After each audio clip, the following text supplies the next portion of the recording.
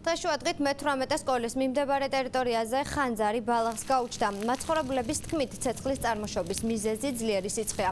მეხანძრების განმარტებით ამ სეზონზე ეს არ იყო პირველი შემთხვევა. სახანძრო სამსახურის წარმომადგენლების განცხადებით, დღის განმავლობაში საშუალოდ 30-მდე გამოძახება. ისინი მაცხოვრებლებს ყურადღებისკენ მოუწოდებენ, რათა სპეციალურმა სამსახურმა სწრაფი რეაგირება მოახდინოს. ხანძრის შედეგად დაზარალებულია ერთი ოჯახი, რომელსაც ბაღი მთლიანად გაუნადგურდა.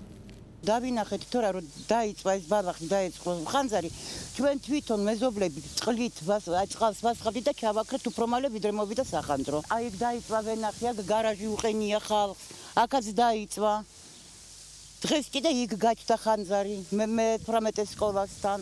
ანუ რამდენიმე შემთხვევა დაფიქსირდა და მიზეზი შემთხვევა აი გუშინ იყო აგენაცვალე ამ დროს ზუსტად დღეს კიდე დაფიქსირდა მე-18 სკოლასთან. ზაფხულში გამოძახება დაახლოებით 20-30 ჯერ გვაქვს. მიზეზი ხან თვითალებარი, ხან თვითონ მოსახლეობა უკიდებს. იქიდან გამომდინარე რომ ეს გველებია გავრცელებული და ბალახი დაწვანო გველის საშუალება არ იყოს. აი ასეთ შემთხვევაში დროულად დაგვიკავშირდნენ რომ დროულად მოვიდეთ და მოახდინოთ რეაგირება.